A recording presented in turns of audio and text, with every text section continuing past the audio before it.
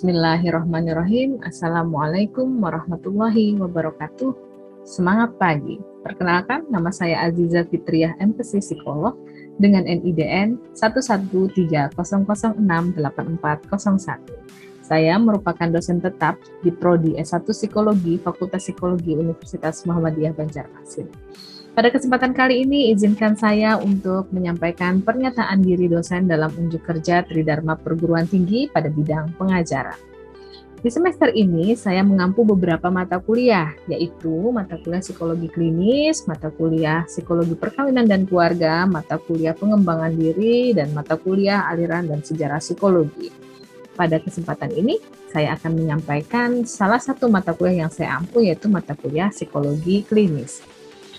Mata kuliah Psikologi Klinis merupakan mata kuliah wajib yang harus ditempuh oleh setiap mahasiswa psikologi yang mana berbobot 3 SKS dan ditempuh di semester 3 dengan kode mata kuliah PSI 3019 dan dosen pengampunya adalah saya sendiri, Aziza Fitriah, MPC Psikolog.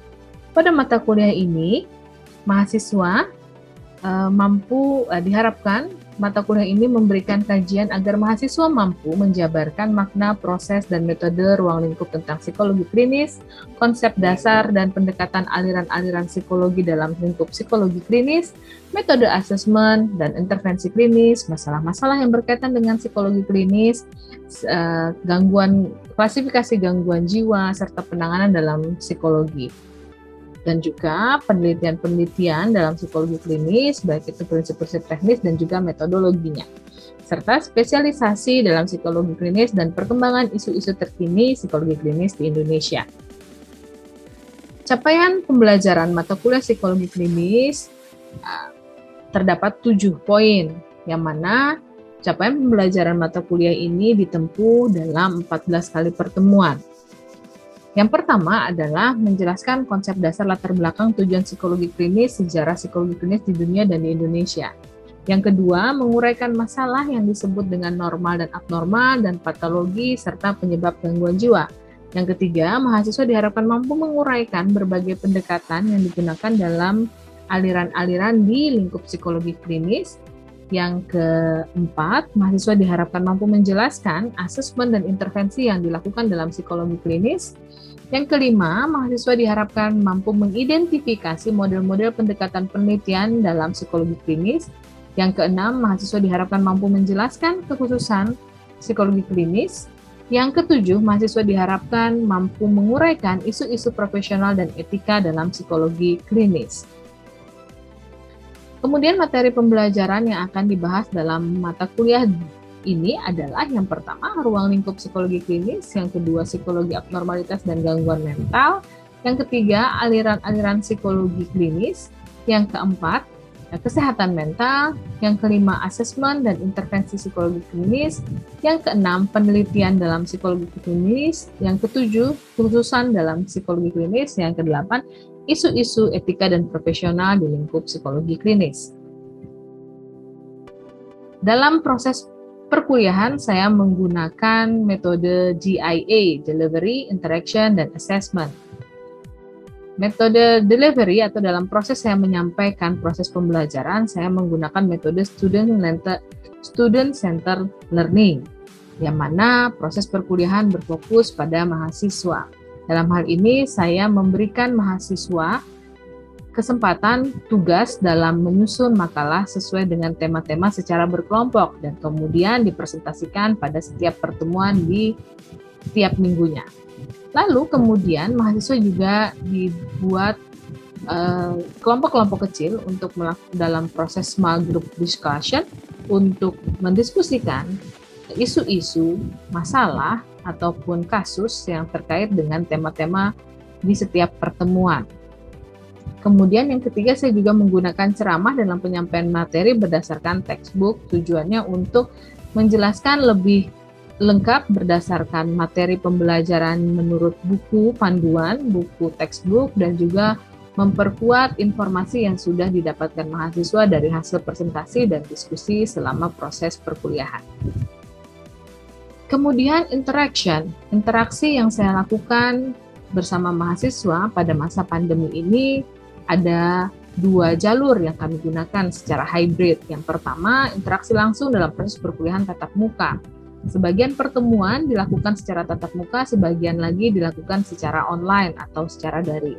Nah, dalam proses daring, media yang digunakan untuk proses perkuliahan, presentasi dan juga diskusi adalah media Zoom Meeting, yang itu difasilitasi oleh perguruan tinggi. Kemudian ada Google Classroom. Google Classroom digunakan untuk pemberian tugas, pengumpulan tugas, serta diskusi-diskusi terkait dengan tema perkuliahan antara dosen, mahasiswa, dan juga mahasiswa antar mahasiswa. Kemudian yang keempat adalah media grup Telegram. Dalam grup ini merupakan media untuk interaksi komunikasi antara dosen dan mahasiswa dengan tujuan proses koordinasi terkait perkuliahan, seperti itu. Lalu untuk yang ketiga adalah assessment. Assessment adalah proses penilaian. Proses penilaian di sini pada dasarnya sudah dibahas atau sudah dibicarakan antara dosen dan mahasiswa pada saat pertemuan awal pada saat proses kontrak belajar, di mana disepakati ada 4 poin penilaian. Yang pertama, tugas kelompok. Yang kedua, tugas individu. Yang ketiga adalah kuis. Yang keempat adalah ujian tengah semester dan ujian akhir semester. Lalu kemudian yang berikutnya, tugas. Tugas yang disepakati di sini adalah mahasiswa. Ada 2 poin, yaitu tugas kelompok dan tugas individu, di mana mahasiswa dibagi materi pembelajaran sesuai dengan rencana pembelajaran semester dalam kelompok-kelompok tugas. Jadi secara berkelompok mereka menyusun makalah, kemudian mempresentasikan makalah tersebut di setiap minggunya. Lalu kemudian tugas individu adalah review jurnal, di mana mahasiswa ditugaskan untuk mencari jurnal-jurnal penelitian tentang tema-tema yang menjadi bahasan pertemuan pada minggu tersebut. Kemudian mereka mereview, membaca, memahami informasi yang didapatkan dari jurnal tersebut dan diminta secara acak. Saya minta secara acak mahasiswa untuk menyampaikan terkait dengan jurnal yang mereka review. Dan pada tugas ini, setiap mahasiswa secara probabilitas memiliki kesempatan yang sama untuk menyampaikan tugas yang mereka kerjakan. Harapannya dari tugas ini mahasiswa akan terbiasa membaca hasil-hasil jurnal penelitian dan juga menyampaikan informasi dari dasar karya tulis ilmiah atau artikel-artikel ilmiah yang mereka dapatkan melalui jurnal-jurnal penelitian. Kemudian sistem penilaian, ada 5 poin utama sistem penilaian yang saya berikan berdasarkan kesepakatan dengan mahasiswa. Yang pertama adalah kehadiran dan keaktifan. Itu diberi bobot sebesar 5%. Yang kedua adalah tugas kelompok dan juga makalah serta presentasi itu 10%. Kemudian tugas individual dan juga kuis. Kuis itu diberikan secara acak pada minggu-minggu tertentu, gitu, tanpa pemberitahuan sebelumnya kepada mahasiswa. Itu 15%. Kemudian ada ujian tengah semester 30% dan ujian akhir semester 40%. Demikian yang bisa saya sampaikan terkait dengan proses pembelajaran di mata kuliah psikologi klinis yang saya ampu pada semester ini. Berikut adalah cuplikan aktivitas belajar mengajar yang saya lakukan pada mata kuliah psikologi klinis. Semoga berkenan dan terima kasih.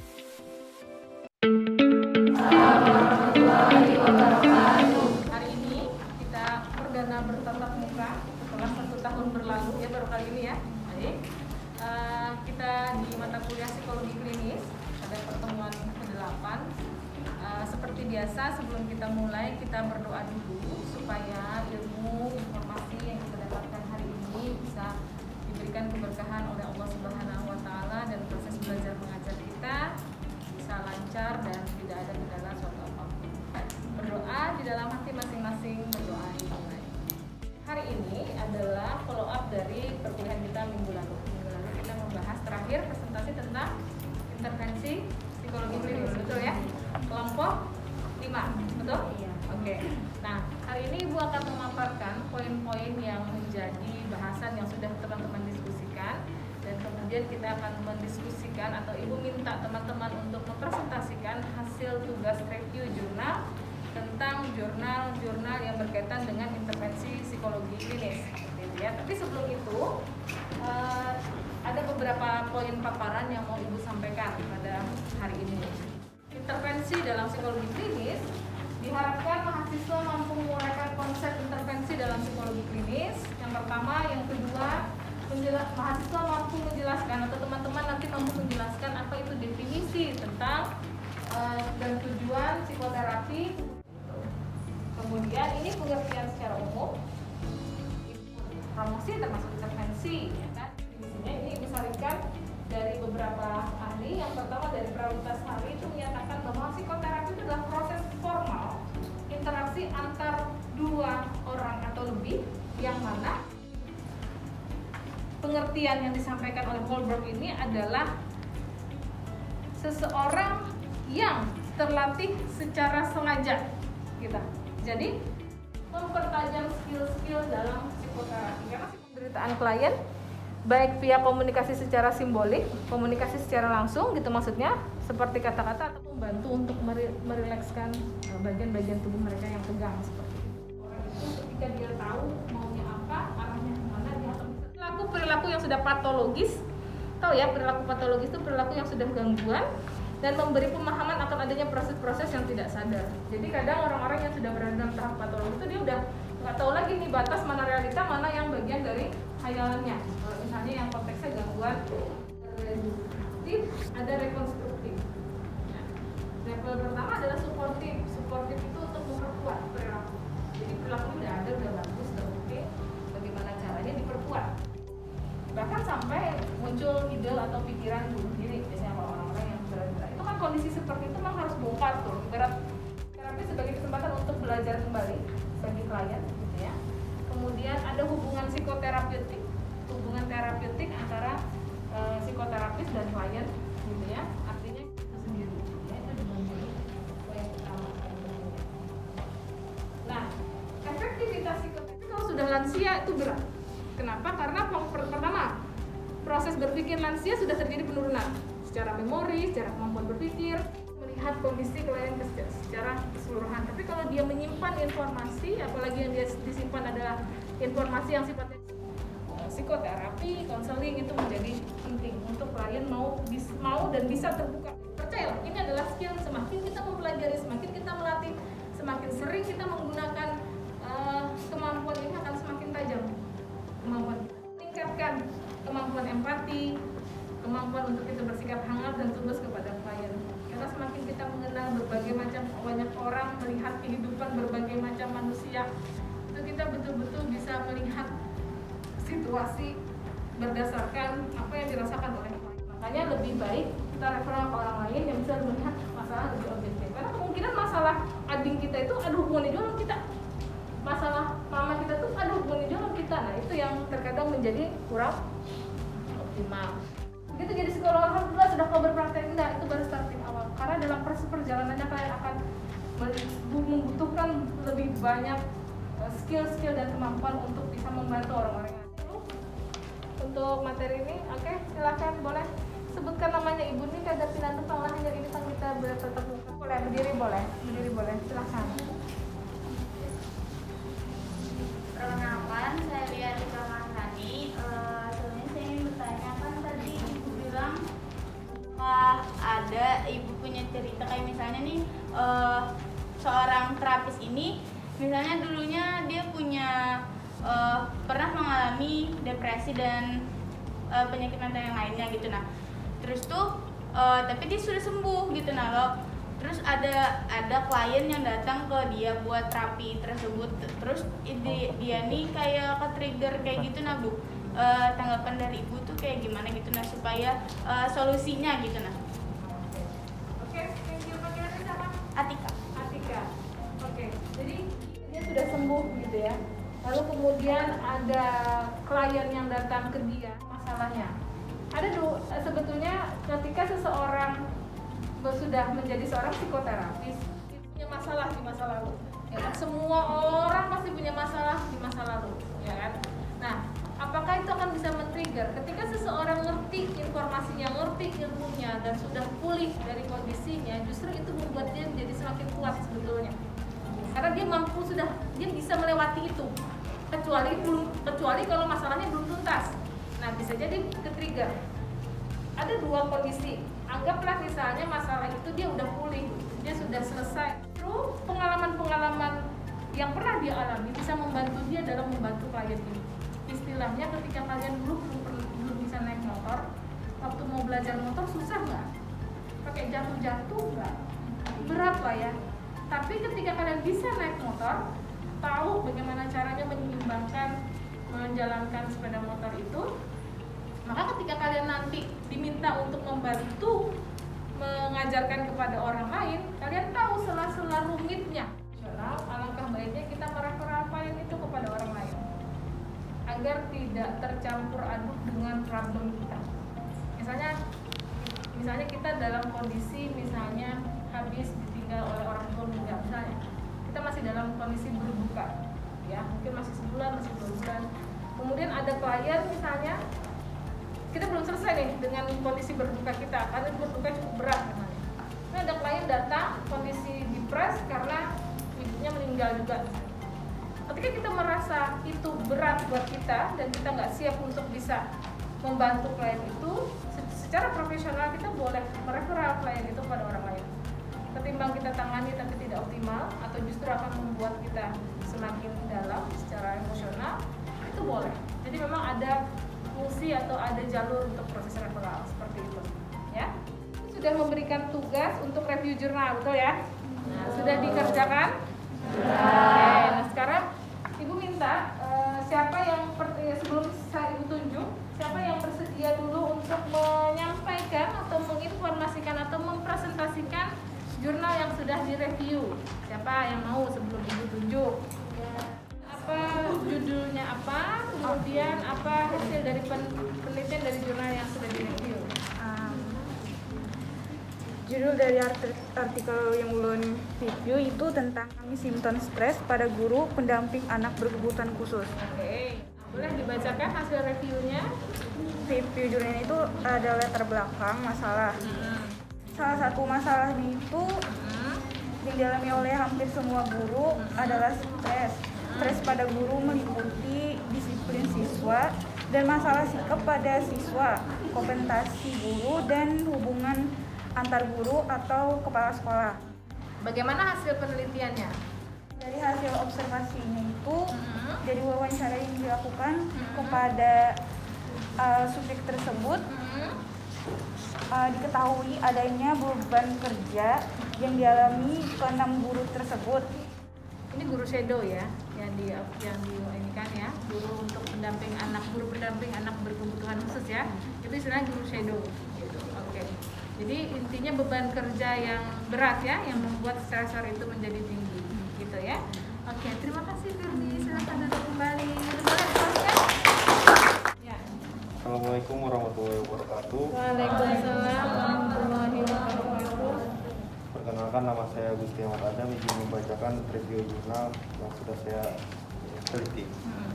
Jadi judul jurnalnya yaitu intervensi untuk mengatasi gangguan perilaku menentang anak dengan parent management training. Latar belakang jurnal ini adalah parent management training sebagai salah satu intervensi dalam penyelesaian masalah bagi orang tua, terutama yang memiliki anak-anak dengan gangguan perilaku menentang. Terus hasil dari penelitian ini, pada penelitian ini keberhasilan program intervensi parent management training tergantung dari orang tua anak yang mengalami gangguan perilaku menentang. Maka orang tua akan dilatih sebagai terapis atau trainer di mana asumsinya mereka memiliki potensi paling besar untuk merubah perilaku anak. Kemudian orang tua diharapkan konsisten dan melibatkan pasangan secara aktif dalam menerapkan program-program parent management training sehari-hari. Oke, ada lagi? Sudah? Itu saja? Baik, oke, terima kasih banyak buat aplausnya. Kenalkan, nama saya Vinda Desila Sapitri. Jadi di sini saya mereview tentang Dina. pengaruh terapi zikir terhadap kesejahteraan psikologis pada lansia. Nah, jadi peneliti ini dia menganggap bahwa psikologis pada lansia itu kesejahteraannya menurun. Seharusnya kan pada lansia itu kan kesejahteraan pada lansia itu seharusnya meningkat untuk bisa bertahan hidup, memiliki motivasi. Nah, di sini peneliti ingin mengetahui pengaruh dari zikir terhadap kesejahteraan psikologis pada lansia. Di sini dia menggunakan metode kuantitatif dan juga kualitatif. Ternyata setelah dilakukan didapatkanlah hasil. Ternyata diberikan ada 2 kelompok, ada kelompok kontrol, ada kelompok eksperimen. Dari kelompok kontrol ini dia tidak diberikan terapi zikir, sedangkan kelompok eksperimen diberikan terapi zikir. Nah, ternyata didapatkan hasil kelompok yang kontrol ini ternyata dia tidak mengalami yang signifikan tentang kesejahteraan psikologis. Meskipun juga yang di kelompok eksperimen juga tidak secara signifikan menunjukkan kesejahteraan psikologisnya meningkat. Nah, sehingga didapatkan hasil tidak ada intervensi ataupun kelebihan ataupun kekurangan dari meningkat atau berkurangnya kesejahteraan psikologis pada lansia. Nah, melalui jurnal yang dibuat oleh dia ini ada beberapa kekurangan. Ternyata kekurangannya itu mereka itu tidak memisahkan antara kelompok yang anggota dari kelompok kontrol dan juga kelompok eksperimen, sehingga terjadi kebocoran soal terapi zikir tersebut. Nah, kemudian itu ada juga dia itu subjeknya cuma sedikit dan intervensinya itu sangat sebentar. Nah, itu yang menimbulkan hasil dari intervensinya itu tidak terlalu signifikan terhadap psikologis tersebut. Perubahan psikologis well-being-nya ya. yang well-being-nya tadi. Tapi kelebihannya di dalam jurnal ini dia memuat banyak contoh-contoh penelitian sebelumnya mengenai hal serupa tentang terapi agama yang bisa berpengaruh terhadap kesejahteraan psikologis seseorang. Oke. Thank you Vinda. Assalamualaikum warahmatullahi wabarakatuh. Perkenalkan, nama saya Muhammad Subhan Abdi. Di sini saya ingin membahas tentang intervensi psikologi perilaku maladaptif metode CBT pada penderita fobia kolam renang atau pantai. Fobia air lah ya, kolam renang dan pantai ya. Menggunakan CBT. Metode CBT. Oke. Jadi latar belakang masalahnya yaitu adanya perilaku maladaptif yang dimiliki oleh subjek, yaitu renang atau pantai. Fobia kolam renang atau pantai ini adalah tipe gangguan yang banyak terjadi, tetapi diagnosis jarang ditegakkan, sehingga terapi pun jarang diberikan. Individu yang mengalami kecemasan memiliki pemikiran negatif akan evaluasi orang lain, yang akibatnya menimbulkan kecemasan, sensasi fisik seperti gemetar atau keringatan dingin, dan perilaku menghindar atau perilaku aman. Tujuan dari penelitian ini yaitu agar subjek dapat mengurangi ketakutannya pada air. Yang dilakukan intervensi yang dilakukan apa? Dari hasil penelitian? Dari hasil penelitian yang sudah dilakukan terdapat 2 hasil yang dibagi ke dalam 2 bagian, yaitu ada tahap baseline. Pada tahap ini ada beberapa metode yang digunakan, yaitu behavioral interview, direct self report, dan simulated observation. Terus yang kedua ada tahap treatment. Pada tahap ini ada 8 langkah-langkah dalam pemberian intervensi. Oke, artinya CBT bisa membantu menurunkan kecemasan dari subjek yang fobia air, kolam renang dan juga pantai gitu ya. Oke, thank you Ardi. Dari sini siapa? Tunjuk aja Lala. Cukup kumpang tunjuk aja. Cari ya. Nina Fitriana mana? Padahal misalnya ya. Boleh sih aja. Oke, assalamualaikum warahmatullahi wabarakatuh. Waalaikumsalam warahmatullahi wabarakatuh. Oke, di sini saya akan menjelaskan tentang judul yang saya revisi adalah interferensi spiritual di penggunaan. Review. Review. Bukan revisi, review. Ya, oke, teruskan. Untuk menurunkan gangguan stres pasca trauma erupsi Gunung Merapi. Oke, PTSD ya. Stres pasca trauma ya.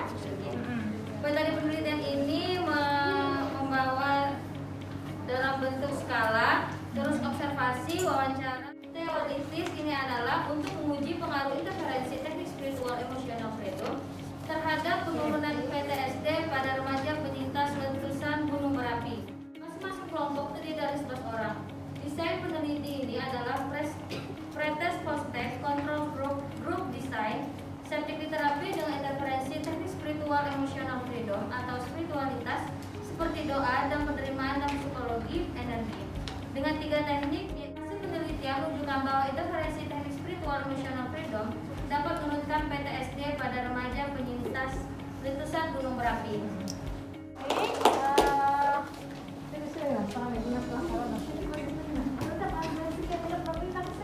Aku bener aja kan membaca dari hasil itu. Ada? Oke, silahkan. Siapa namanya? Siti Rahma, silahkan. Assalamualaikum warahmatullahi wabarakatuh. Waalaikumsalam warahmatullahi wabarakatuh. Jadi judul artikel saya peran psikologi klinis dalam mengkaji perilaku penyimpan remaja. Itu kemudian mungkin nanti ini merupakan materi yang juga nanti akan keluar juga di ujian. Jadi silahkan nanti dipelajari. Ibu akan upload materinya. Silahkan download masing-masing untuk bisa dipelajari di rumah untuk lebih lanjut. Untuk tugas reviewnya silahkan dikumpulkan. Untuk ibu beri feedback untuk nanti proses bisa menjadi masukan buat teman-teman untuk tugas-tugas selanjutnya. Ya. Silahkan dikumpulkan. Baik, sudah semua dikumpulkan tugas reviewnya. Yang sebelah sini sudah? Oke, baik. Terima kasih banyak untuk hari ini teman-teman. Hari ini saya kasih garis bawah bahwa materi hari ini tentang intervensi dalam psikologi klinis, di mana setiap proses psikoterapi itu menjadi penting untuk upaya kita membantu orang lain untuk dari proses pemulihan. Psikoterapi atau intervensi dalam psikologi klinis itu ada psikoterapi dan juga ada konseling. Ya, minggu depan kita akan mempelajari tentang jenis-jenis penelitian dalam psikologi.